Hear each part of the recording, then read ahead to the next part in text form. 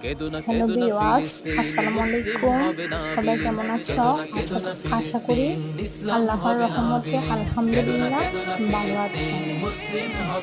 এই যে দেখো, তোমরা যে অ্যালোভেরা গাছগুলো দেখছো, এদের বাংলা নাম হচ্ছে ঘৃতকুমারী। হ্যাঁ, এই গাছগুলো অযত্ন অবহেলাতে রয়েছে। দেখো কত সুন্দর রয়েছে। আল্লাহ তাআলা চাইলে সবকিছু সম্ভব, তিনি সব কিছুর মালিক।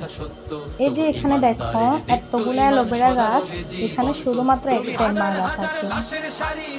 এই যে দেখো, এখন তোমরা যে এখানে ভিডিওতে দেখতেছ, এই যে একটা গাছ, এখানে এটাই মা গাছ ছিল।